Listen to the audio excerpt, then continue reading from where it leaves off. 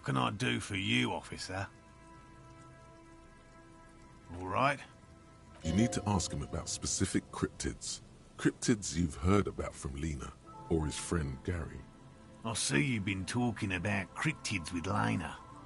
The kind green ape is one of her favourites. We travelled to South Safra to look for it once.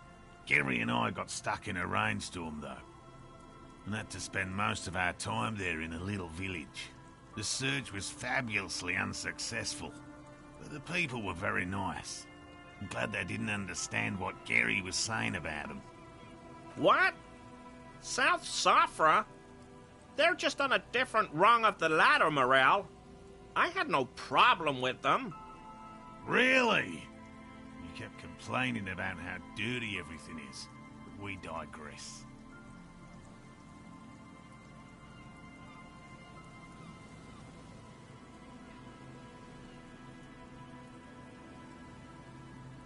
They're a nascent culture. I just didn't feel comfortable. And let's change the topic, okay? Talk about your critters, or whatever.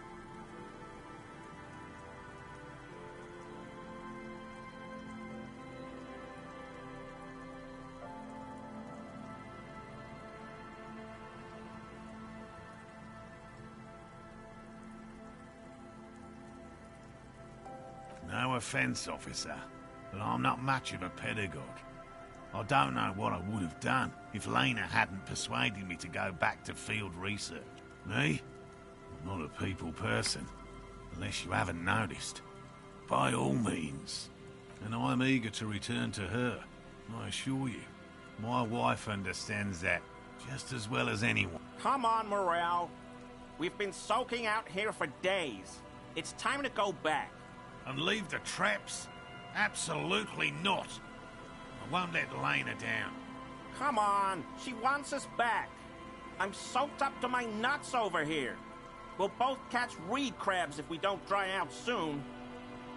Of course it's important to her. She's seen it. A verified sighting, on record. One of only 40th century, and it's hers.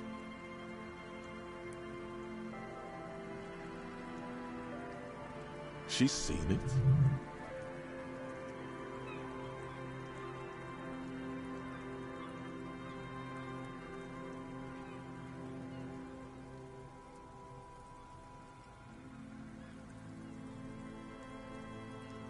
Yes, that's how we first came to know one another, in fact.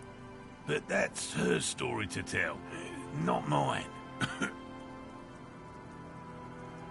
Needless to say, you must ask her about the mysterious phasmid. Suffice to say, it's long been our dream to find proof of the Insulindian phasmid together. I can't abandon course now.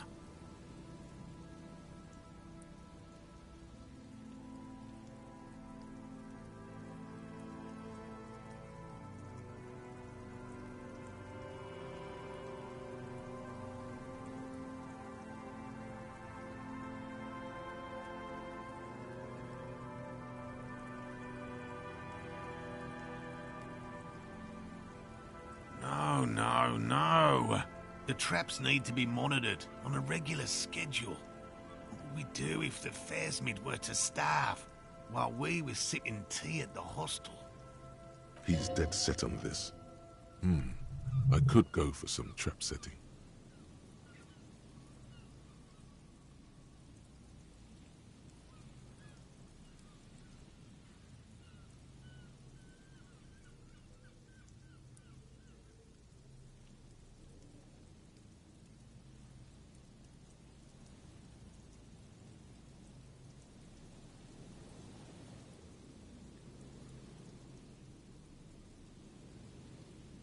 I didn't expect you to take such an interest in our work here, officer.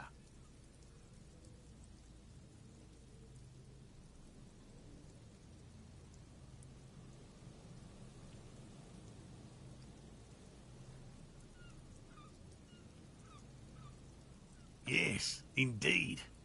Both require a great deal of research, attention to detail, and bring it to me at once. Just make sure the trap is closed tight. There are 4 in total. One is to the south. Another we set in Land's End, to the northeast. It's behind a small sand dune there. The third is set near the canal, where you crossed, by a concrete slab. A big thicket of reeds going up the slope, and among them, you should check at least one of those before returning to this one, since I just said it. This one's more of a technicality, but still, better safe and stupid than sorry. That seems like a lot. Do we really have time for this extracurricular venture? Is it? If you think it's important, you have been right before. That's highly unlikely, officer. But in the event you do, I'll spray you with a pheromone mixture I developed. It's made of musk and research chemicals. The pheromone should attract the insect to you, or at least prevent it from bolting at the sight of you. It's quite potent. Will last you about a week.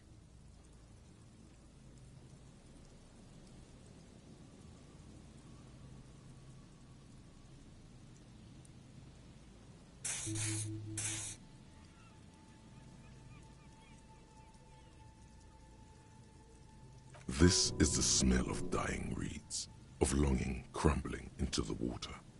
I hope you're not buying this. He dispenses it without letting you touch the canister, so it would be precious like holy water.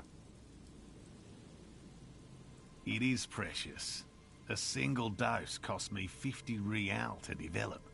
Not that I expect you to understand self-financing one's own research. Right, which means you two can pack up and go back to the whirling. Finally, someone's talking sense. Thank you for your help. Gary and I will start breaking down camp. If you have any more questions, now's the time to ask.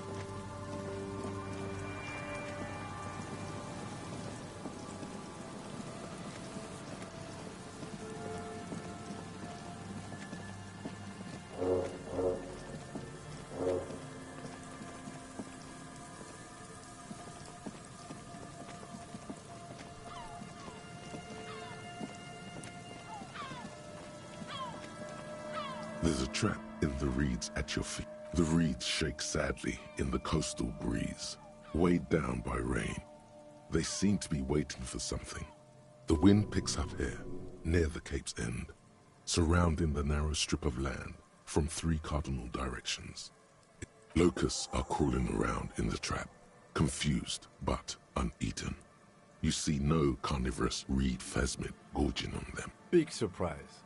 Anyway, 1 down, 3 to go.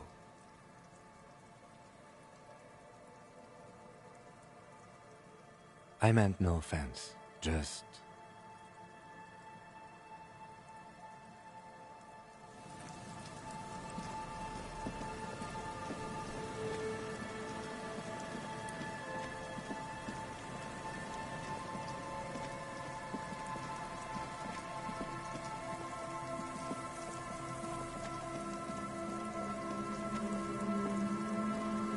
An old door, worn by elements, guards the depot. The wind has blown a sand dune in front of it. The door hasn't been opened in a long while.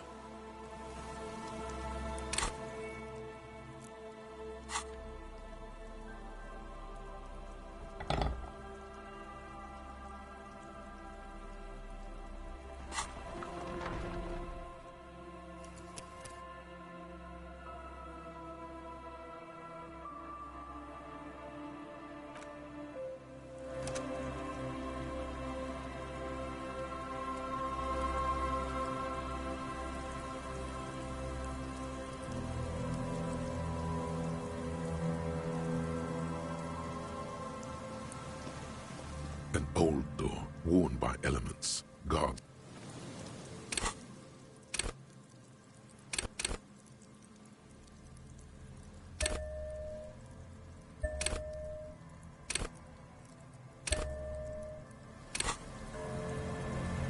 An old door, worn by elements, guards the depot. The wind has blown a sand dune in front of it. The door hasn't been... You rattle the handle a bit, then push on the door with all your weight. It does not budge, but... We don't get in there. Frankly, you're just going to have to accept the fact that you can't get in through every single door. Relax, no one's hiding in there. If we can't open it, others can't either. An old door, worn by...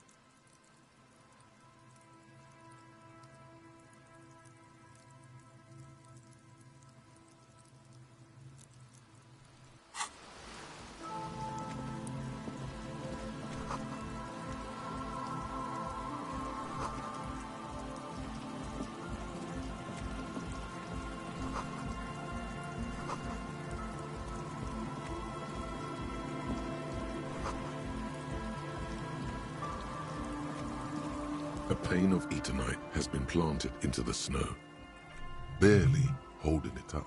It could fall over any minute. A stronger gust of wind might be enough. The pane falls into the icy snow with a soft thunk. We should ask that girl on the ice what's going on here.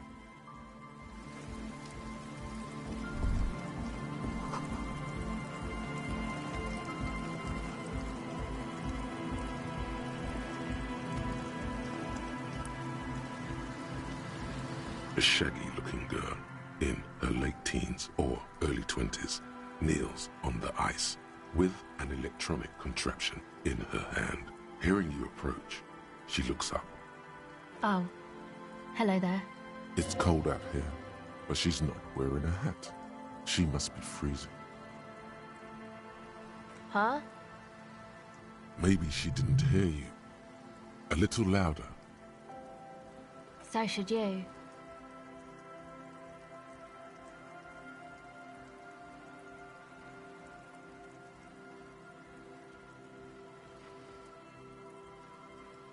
Oh, I didn't notice that.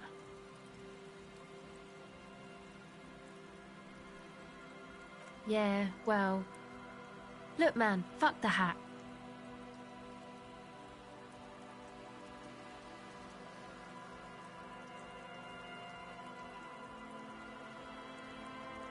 I'm sorry I said fuck the hat. I was concentrating on something else. My whole family swears and it rubbed off on me.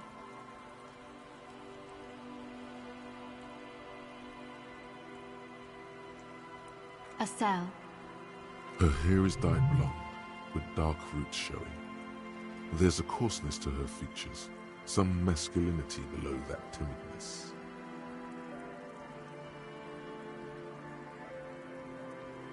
Why?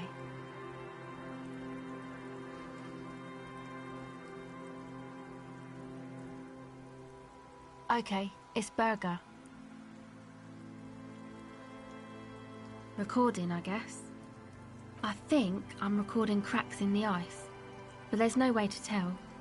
Not without headphones. I think I just recorded your footsteps too. Not sure how that'll sound. My boyfriend sold them.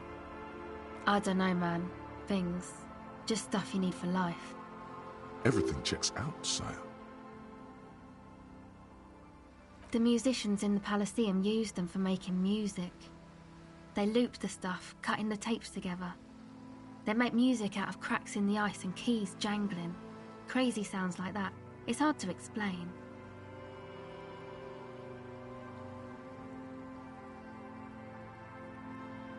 Anyway, I thought I'd make some too. It's supposed to be, like, a music place anyway. I don't really know what I'm doing. They use synthesizers too. I don't have a synthesizer. Take this, you're cold. No, man, fuck that, I'm cool. I'm sorry I said that. I'm sorry about the fuck. It's okay.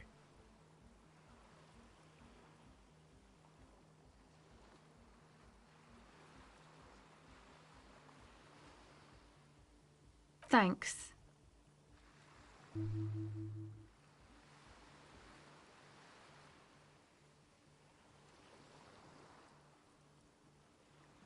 That?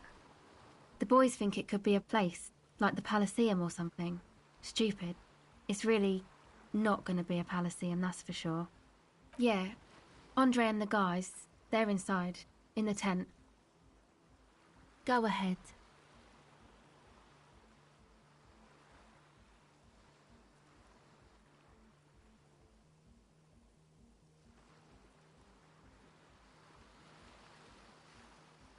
This is a portable recording device. It's for field recording. Low quality, but still. Actually, just one wire. I picked on it till the braiding came loose. The wire leads to a contact microphone. A contact mic records sounds from inside things, like this ice. Nice. You could maybe bug someone with it. Wiretapping. The mic? I don't exactly know. Somehow it doesn't pick up vibrations from the air. The book said it only picks up structure-borne sound. Same place I got the recorder from, the Palaceum. Oh man, you haven't been to the Palaceum? It's the coolest place in this whole drug-addled shithole. It's a music club and a synthesizer workshop on Boogie Street in Jamrock. Musicians live there, like real musicians. I once saw Arno van Eyck.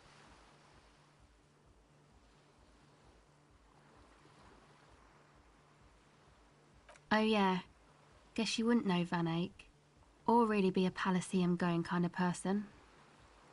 I don't know what that means. I don't know what that means either.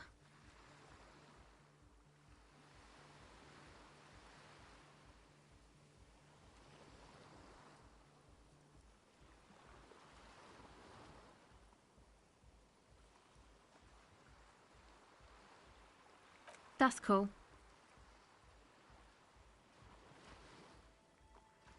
Sucks, man. Was there something else? About the contact mic, perhaps? Okay. It's supposed to become, like, a club for anodic dance music, like that new style of synthesizer stuff they play at the Palaceum. Except that, yeah. The floorboards are twisting, and the shooting beams are slowly cracking, like bones. Far east of the Golden Delta, beyond the industrial port, there is a black patch of unlit coast with the smallest creatures on the ice. There will never be a club for anodic music here. Not in a million years. You know, anodic, cathodic, music that's made with electronic instruments. Synthesizers and tape consoles. Microcomputers too. Anything that uses electricity, but isn't guitars. Also found sounds, stuff like that. You see clear, beautiful, violent flashes of light. Light cutting through a smoke-filled darkness. That is what the future will look like, if it ever comes. I know. It's not my idea. Andre and the boys found the place. It was supposed to be deserted, but now they can't even take it. Hey, don't get me wrong, but you're cops, right?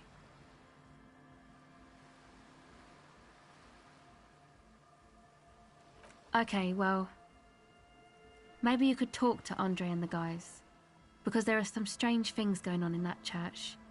If you're police, you should look into it, right? They're inside that thing there. Would be cool if you did. Was there something else? Go ahead.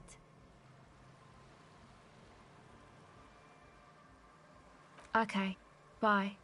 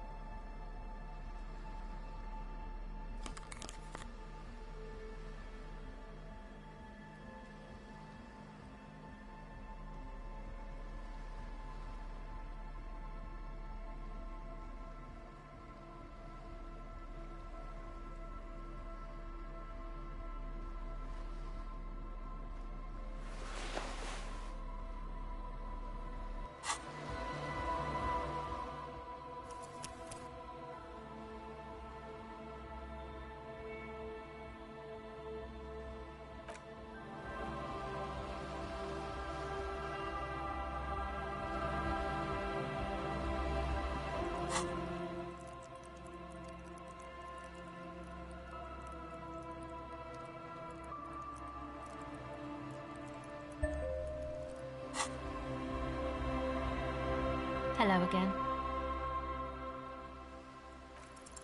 The device is cold to the touch. An angular Omicron logo adorns the yellow.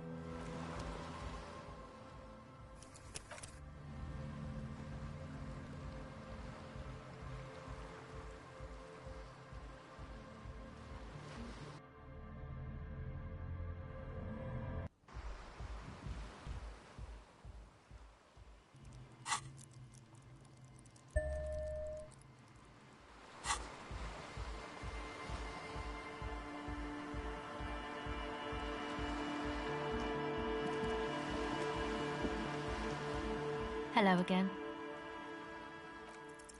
The device is cold to the touch. An angular Omicron logo adorns the yellow plastic cover.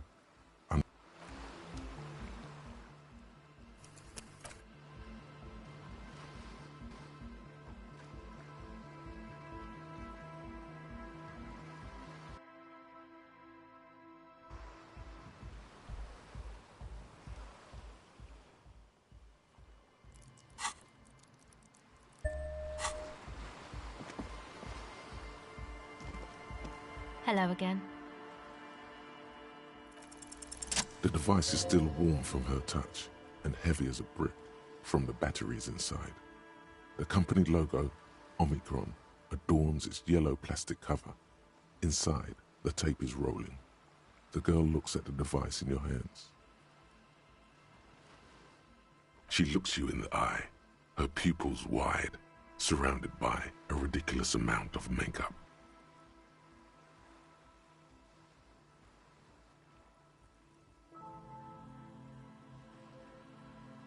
The wind howls. She remains silent. It's real. Tell her. What is?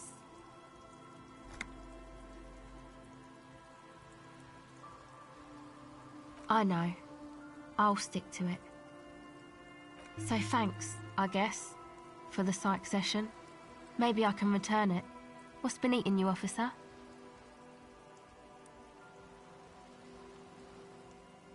Come on, I can tell. But, okay.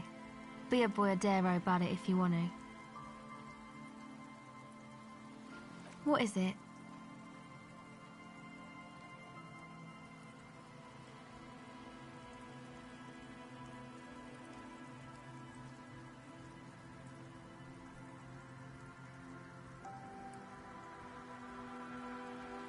Oh, really?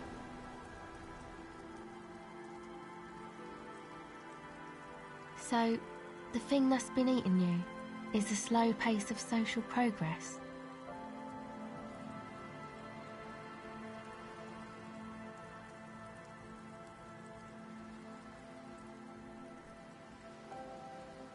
Okay, so you're not that upset, it sounds like. Uh-huh.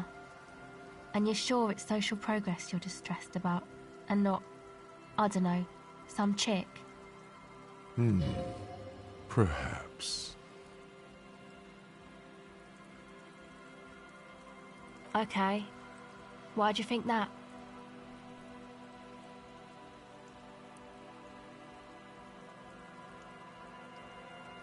There you have it then, chick trouble.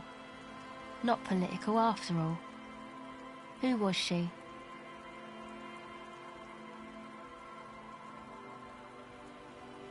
Really?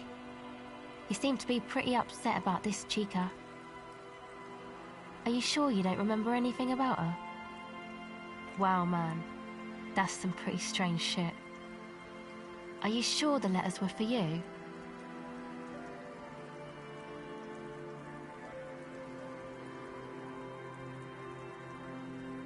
How come you don't remember, though?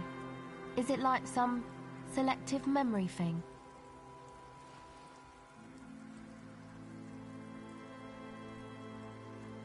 Yeah, or it might be that. This one time I did so much booze that I forgot too. It's obvious she's done more than booze. Or it might just be some psych bullshit, you know? Königstein wank. You know, the psych thing they've got going on there. Rich people like it. People in Königstein are mostly rich. You're welcome. Might be for the best to keep that shit forgotten though. Just my opinion. If it itches, don't scratch. Yes, but it itches really, really bad.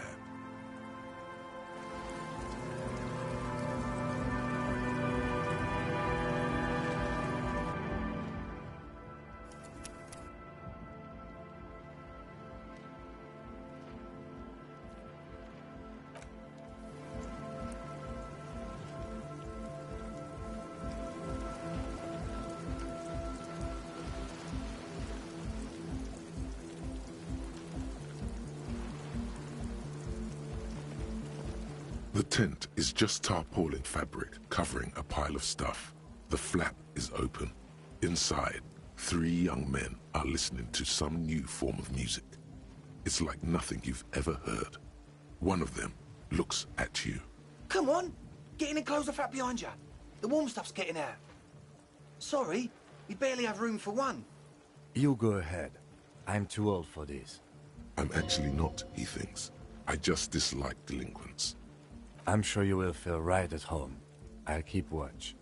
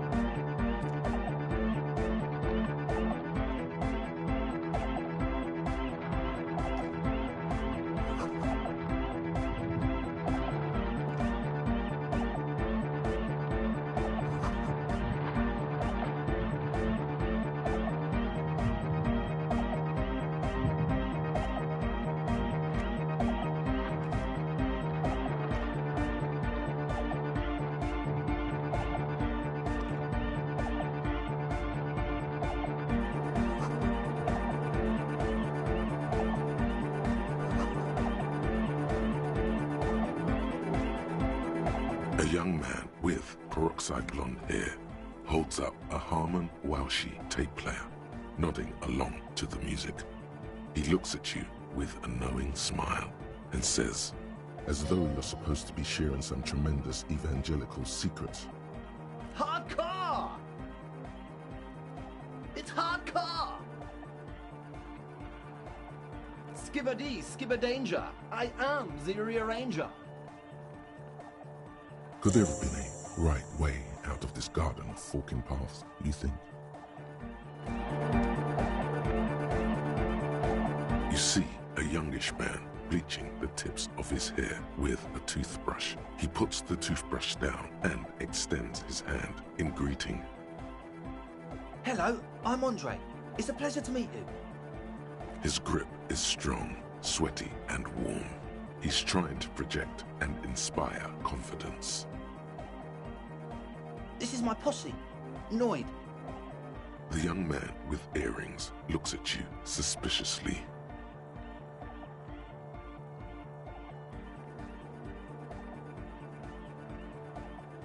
And Egghead. Egg!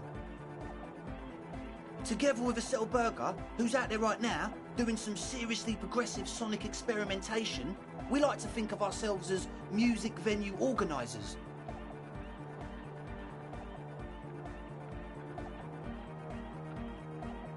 We have many in the pipeline, officer. You see, we've been all over Jamrock North, prospecting for real estate to establish a new venue in. Also for talent. Yeah, thank you, Egghead. And while there is no shortage of raw, unfettered talent spinning tapes in Jamrock, we've had rotten luck with the real estate part. Place is a shithole. I apologise for my friend. I realise this is not how you speak to a police officer. He has authority issues.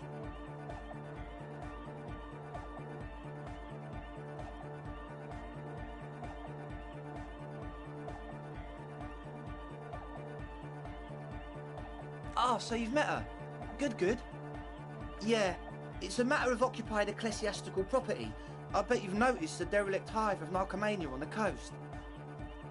An attempt to pander to your perceived conservative sensibilities. No person his age would ever use a word like narcomania with a straight face. Don't fall for it. I'm talking about the church, and I'm not exaggerating. Even a place of spiritual refuge can become a magnet for all sorts of dopeheads and burnouts if left unattended. Dopeheads!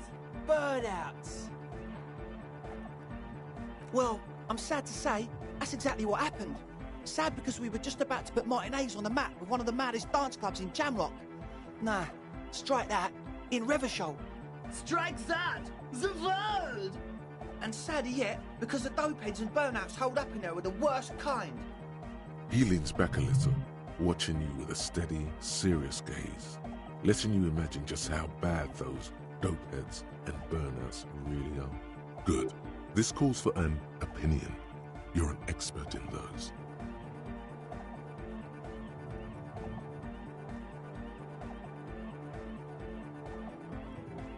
They're spooky.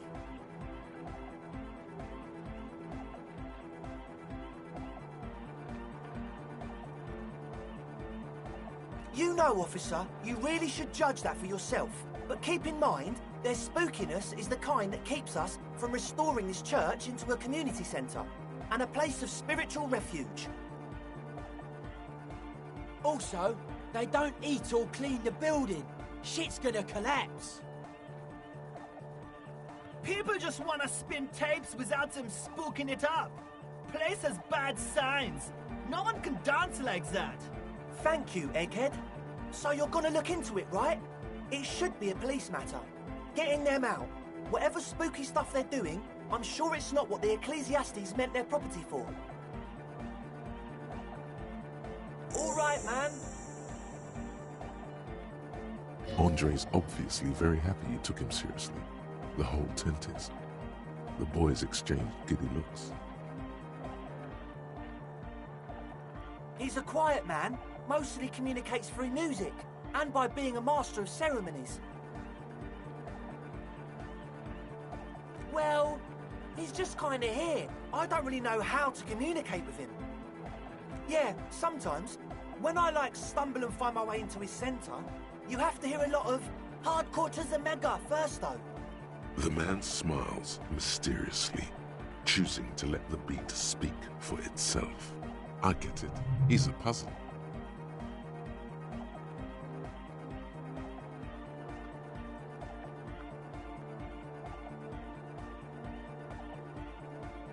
Oh yeah, that's a meteor and name for the founding party.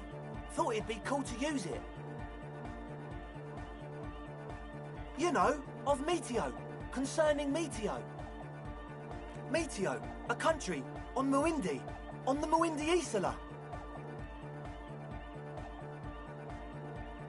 Come to think of it, I've never really looked them up, you know. I can't give you a precise definition, but they're a very powerful religious organisation. And they have roots in ancient mass society. And they're the custodians of the Pericarnassian Church. Plus, they anoint the innocents.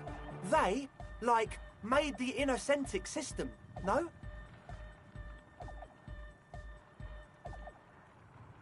You're right, they do.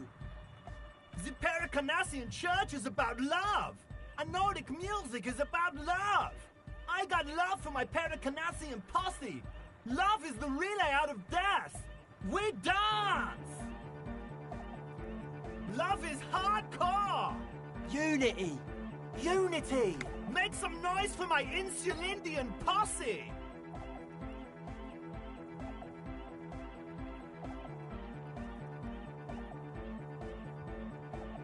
You feel it. The anodes and the cathodes coursing through you. Your big toe starts tapping along to the base, as if testing the waters.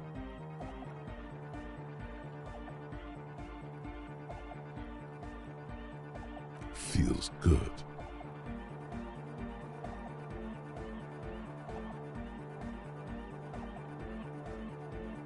Oh yeah, it can.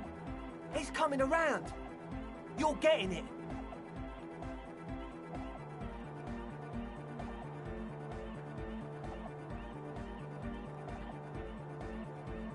Your posse's like your people, man. Like you got your cup posse, you look out for each other and you party together. That's a posse. And where is your posse, detective? Nothing comes to you. The world is silent.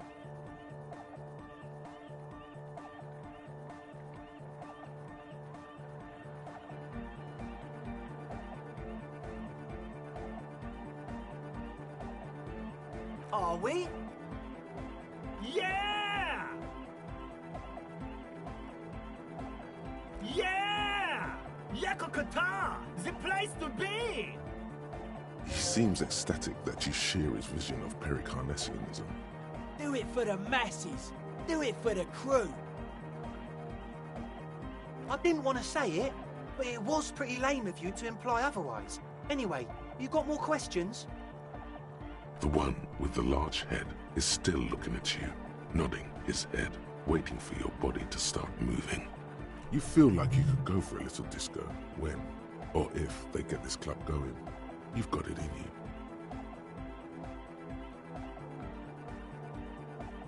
Truth is, I don't really know. None of us do.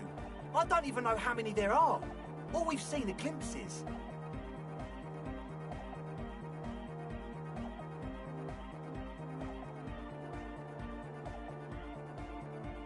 Yes, there's also the machinery. This machinery is of the deeply mystical variety. When I first scouted the place, back in February, it was abandoned, empty. Took some time getting the crew together. So about 2 weeks ago, we came here hoping to set the stuff up. One of them has wires running into bowls of water. Wires into water. Never seen anything like it. Andre, tell him about the feeling. Oh, and it felt like there was something in there with us, watching us from the dark. No, the other one. Which other one? I'm not as in tune with my emotions as you are, Egg. Felt like silence. Awful silence. Not exactly. We've just seen someone who we think is a woman go in and out of the church. A couple of times. And we felt someone, or something, eyeing us inside. But that's kinda it. Like, you aren't alone, you know? It wasn't quite human, if you know what I mean. It was this dark shape climbing upside down along the ceiling, like some kind of crabman. Yeah, you know, the way it was climbing up and around the ceiling, like a crab. It was stalking a cell, exhibiting ambush behaviour. Crabman! Yeah, totally. I mean, I didn't personally see it. Estelle was alone that time, but I believe her. If she comes out running and says there's a crab in there, there's a crab in there. You should ask her about it, but be nice. Don't tell her you don't believe in the crab. You should talk to Noid about that.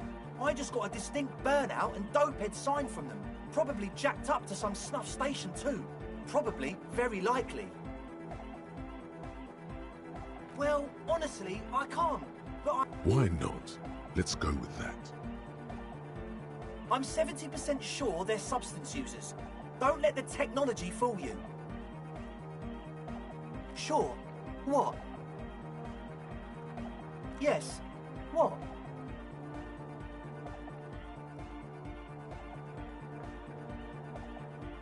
The what now? Oh, the old Ultra. I have a major sinus infection, stuffy nose. We all do. Shit's all blasted up. Winter. Can't even breathe. Yes, that's all Nosefed's doing. Without the Noser, I'd be drowning in shit right now. Nosefed is the shit. Sure. Here you go, officer. The Noser. Blast away. Yeah. Good to have, bitch to carry. When I first scouted the place, I did some reconnaissance. I'm not sure the church even is running water. Oh. It's the one they sell at the fuel station. It does, doesn't it? Told you we have a smell problem.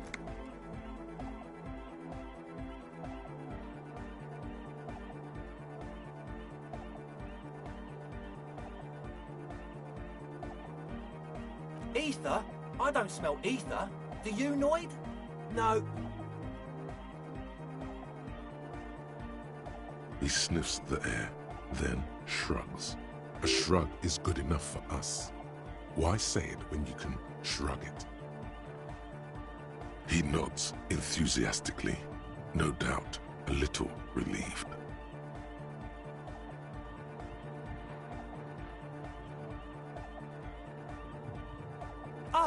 Oh, you should have the key. We had to padlock the door to the church to keep more vagrants from wandering in. Noid, give the officer the key. All right.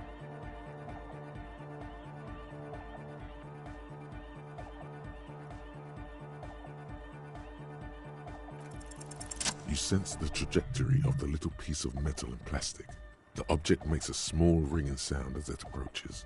Just the tiniest chime to your left. Ka-ching! The key hits your palm. The speed freaks nod to you approvingly. The young man with ribcage-shaped suspenders looks at you, standing there, with a goofy grin on your face. Feels nice. It would feel a whole lot less nice had you dropped them, or worse, got hit in the eye with them. Good thing that didn't happen. Not long, like a week maybe?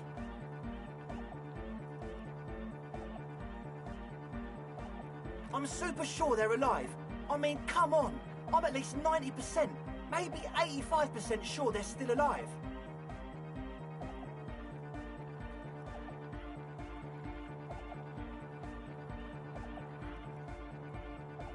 Okay, I'm sorry. I'm sorry too. I guess it wasn't very hardcore of us to just lock them in like that. Me too. I shouldn't have that kind of power over another person.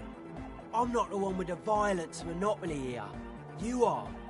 I'm glad that key is out of my hand. Sure, man. Tell us what you want to know. Let's do it. As always, we'll be right here, waiting patiently for the news. Yeah!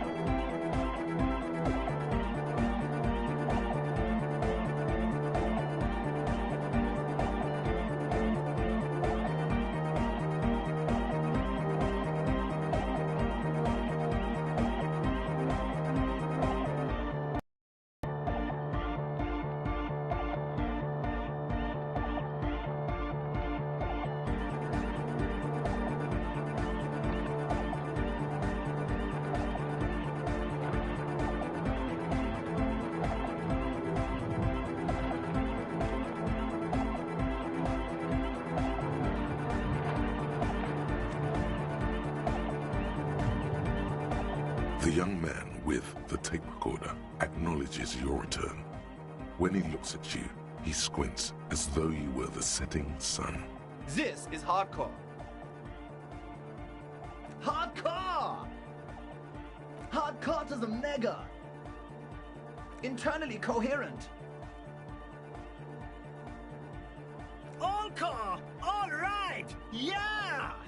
He furrows his brow as his very large head traces the sublime invisible movement of the music in the very real air of the stuffy tent. Hardcore! Ah! Is it though? But is it? I mean, really?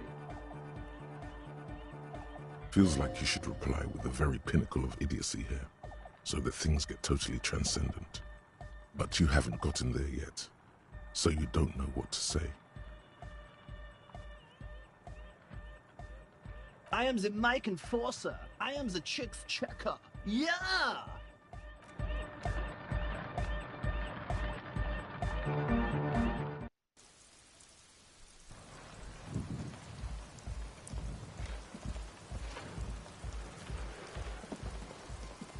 The shaggy-haired girl kneels on the sea ice. She looks up as you approach. So you talked to my associates, right? Are you going to help us? With the church, I mean. Great. Let us know if there's any progress, will ya? We've been waiting for weeks here. My associates? I haven't got much to say about them. Of course I do. I just don't tell people about my friends and who they are and so on. I don't provide information on them. Don't know what makes you think it'll be any different later, but... Oh, that. You're not going to believe me. Okay. I went in and I saw a woman next to one of those machines there. Noid calls it a mainframe. She was dressed like someone who's been raised by their grandmother, you know, strange old clothes. Had this absent expression, didn't say anything, just stood still.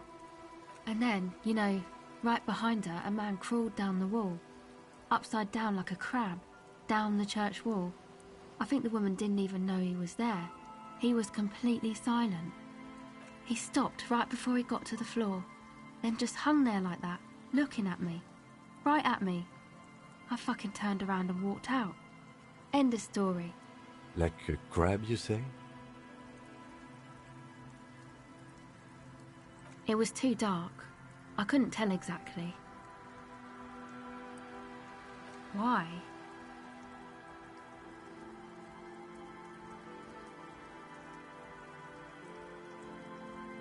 Nothing.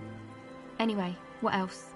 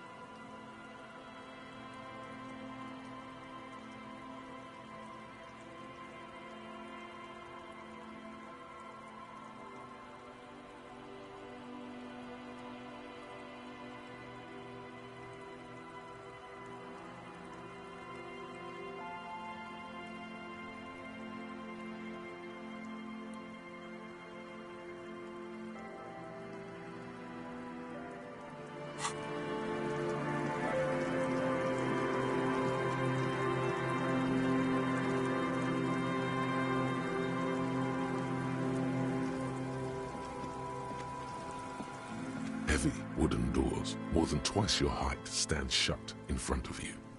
The carving on the door is block-like and angular, like the church itself. The surface is smooth from the wind, but moist to the touch. This cheap-looking padlock is sturdily built. It shackles together a hasp and a staple screwed into the wooden door. The lock is adorned with a yellow sticker. It'll be easier to break the staple than the lock. Also, that sticker is interesting, somehow. You see a yellow circle with 2 X's and a big curve below them that looks like a mouth. You're pretty sure you haven't seen it before, but what the symbol depicts is clear enough. He takes off his glasses and uses a blue handkerchief to thoroughly wipe them clean before inspecting the sticker. Then he looks up, pauses, and replies. No. Looks like a dead man smiling. Suggests junior delinquency. I haven't seen that sticker before, and I'm not a youth.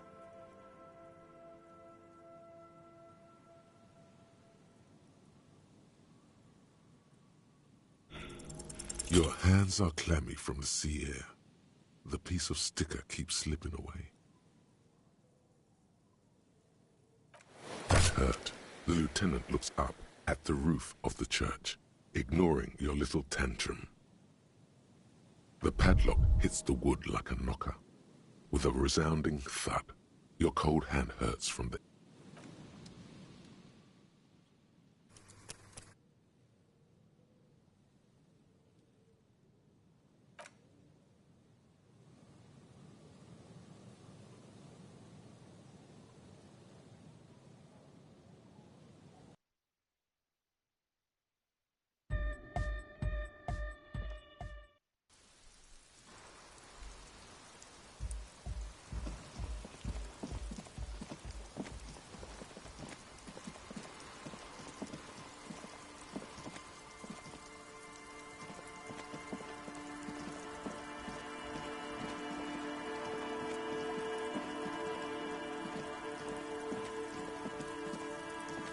Heavy wooden doors, more than twice the carving on the door. The surface is smooth. This cheap, it'll be easier to break the staple. You see a yellow circle. He takes... No. Looks like a dead man smiling. I haven't seen that sticker before, and I'm not a youth. There's nothing like the sound of a sticker unpeeling. Now it's stuck to your thumb.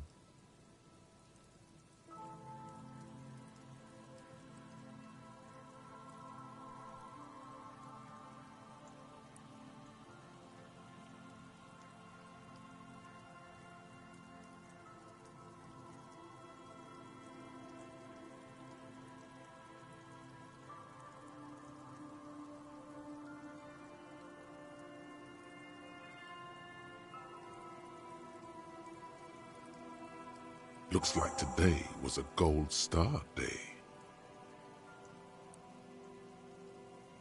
The lock turns easily. You hear a click as the shackle pops open. Let's go. As you do, you hear the echo of the doomed commercial area. Its black holes and dusty machines. Then the feeling passes.